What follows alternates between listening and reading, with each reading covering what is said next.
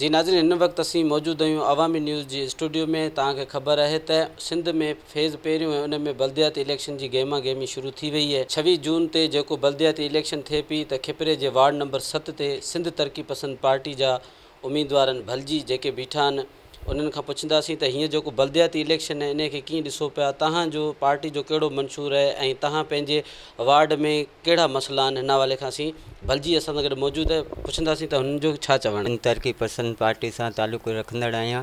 मुंहिंजो नालो भलजी मेघवाड़ा आहे। असांजी पार्टी जो मंशूर आहे इज़त आजी पोइ ख़ुशहाली। ऐं वार्ड 7 ते बीठल आहियां उम्मीदवार। ऐं पाड़े में काफ़ी मसइला आहिनि, उन तहत पाड़े वारनि जी सपोर्ट सां बीठो आहियां। ऐं इहो आहे त भई कमु कोन था थियनि, हर माण्हू परेशान आहे। कंहिंजा नाले जा मसइला आहिनि, कंहिंजा रोडनि जा आहिनि, काफ़ी मसइला आहिनि। उन तहत हर वार्ड ते आज़ादु उम्मीदवार बीठा आहिनि। कंहिंजे माना दबाव में, कंहिंजे ॿिए में कोन आया आहिनि। ऐं महिरबानी करे सभिनीनि खे सुठी मोट मिलंदी। ऐं मुंहिंजे वार्ड ते रज़ाक बि बीठो आहे, उन खे बि सपोर्ट आहे पाड़े वारनि जी ॿिए जी। मगर ॿिया सोचनि था भई असां वोट असांजे गींदनि में आहे, मगर उहो भोलो लाइ छॾनि। हींअर दौरु ॿियो आहे। पहिरीं 200 रुपया किलो घी हो, हींअर 600 रुपया किलो आहे। असांखे इहो घुरिजे असांजा कमु थियनि तरक़ियाती, ॿिया असांजा को बि मुतालबा न आहिनि। न असां हथु खणंदासीं न झुकंदासीं। असांजो इहो ई मंशूर आहे। वार्ड ते जेको ई बीठा आहिनि, 18 वार्ड आहिनि सिटी जा। असांजो इहो ई सोच आहे हर उम्मीदवार आज़ादु कामयाबु थिए। वार्ड नंबर 7 आहे, हिन में हींअर काफ़ी सारा वोट आहिनि। पहिरीं त इहो वार्ड घटि वोटनि जो, हींअर 3500 हिते वोट आहिनि। त इहे जेके ॿिया वोट आहिनि इन में मिलाया आहिनि, इन खां तव्हांजे पार्टी ते या तव्हांजे कैंडिडेट ते को असरु कोन पवंदो? न, असां ते कंहिं ॻाल्हि जो बि असरु कोन थो पवे। इहो जोड़िया आहिनि, पंहिंजे निज़ाम आहे, तव्हांखे बि ख़बर आहे। सही आहे, पहिरीं इन वार्ड ते 1200-1300 वोट हूंदा हुआ, हींअर 3542 वोट आहिनि। जिते खाई जा बि वोट आहिनि, भिट बाइटी जा बि आहिनि, ऐं पंहिंजो पंजाब जा बि आहिनि। माना जेको हल्को आहे, इन ते असांखे बि सम्झ नथी आहे इहो वोटर किथां आया आहिनि। ऐं ॿी ॻाल्हि त इहो बि आहे त हींअर मुंहिंजो मिसाल आहे, मुंहिंजो ख़ानदान नंबर 1 आहे 6, उन में 5 अफ़राद आहियूं या उन में वरी 2 ॼणा ॿिया इनवॉल्व आहिनि। ख़ानदान नंबर में कीअं इनवॉल्व थिया आहिनि, असांखे इहो सम्झ नथी अचे। इलेक्शन कमीशन इहो कहिड़ो ड्रामेबाज़ी कई आहे माण्हुनि सां, ऐं इहो असांखे सम्झ कोन थी अचे। तव्हां हींअर वार्ड नंबर 7 में बीठा आहियो, हींअर तव्हां हुते सर्वे कयो हूंदो त हींअर हुते अहम बुनियादी मसइला कहिड़ा आहिनि?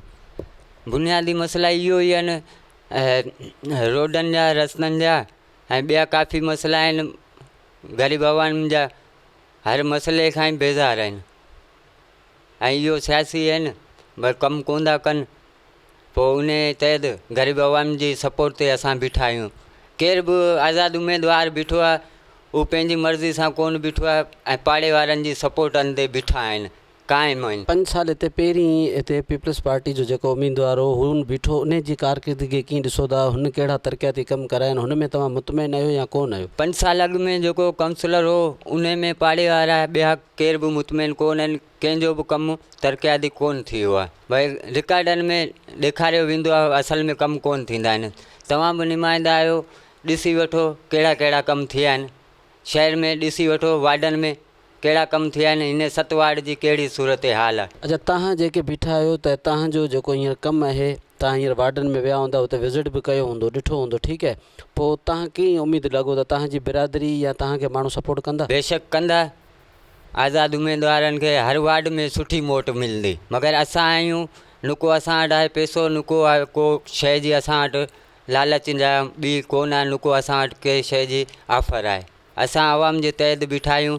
असांखे उमेदु आहे जेको बि वार्डनि ते आज़ादु उम्मीदवार बीठा आहिनि, उन्हनि खे सुठी मोट मिलंदी। आज़ादु उम्मीदवारनि खे मुख़ालिफ़ पार्टी वारा आहिनि, उहे उन्हनि जे हक़ में हथु खणनि पिया, त हिन हवाले तव्हांजो छा चवणु? भई हर कंहिं जो पंहिंजो ज़मीर आहे, हथु खणनि था।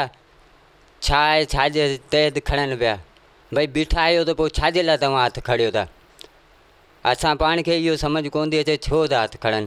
जॾहिं हथु खड़ियो था त बीहण जी तव्हांखे ज़रूरत कहिड़ी आहे? अरे माण्हू चवनि था त तव्हांजा वोट कोन आहिनि त पोइ तव्हांखे प्रेशराइज़ कंदा त भई तव्हां हथु खणो, हिन हवाले खां तव्हांजो छा? प्रेशर कंदा पिया कनि, असां कंहिंसां डिॼण वारा न आहियूं, बीठा आहियूं पंहिंजे दम ते, पंहिंजे पार्टी सिंध तरक़ी पसंदि SDP जे प्लेटफॉर्म ते बीठा आहियूं, आज़ाद उमेदवार बीठा आहिनि, पाड़े जे सपोर्ट ते बीठा आहिनि, हुननि खे कंहिं ॻाल्हि जो डपु डाक कोन आहे। तव्हां अगरि वार्ड 7 नंबर में कामयाबु थी वञो था त पोइ तव्हांजो पहिरियों मंशूर छा हूंदो हिन हवाले खां, या पंहिंजे वोटरनि खे कहिड़ो पैगाम ॾींदो? भई वोटरनि खे इहो ई पैगाम, कंहिंखे बि वोट ॾियो सोची सम्झे ॾियो, ॾिसी वठो कहिड़ा कमु थियनि पिया कहिड़ा नथा थियनि, तव्हां जंहिं ते मुतमिन आहियो वोट अहिड़े शख़्स खे ॾियो जेको तव्हांजा कमु करे, तव्हांजा मसइला ॿुधे, इहो न आहे त पोइ लभे बि न, 27 तारीख़ ते तव्हांखे लभे बि न। तव्हांजो इंतख़ाबी निशान कहिड़ो आहे ऐं पंहिंजे जेके वोट जा जेके आहिनि वोटर उन्हनि खे छा? मुंहिंजो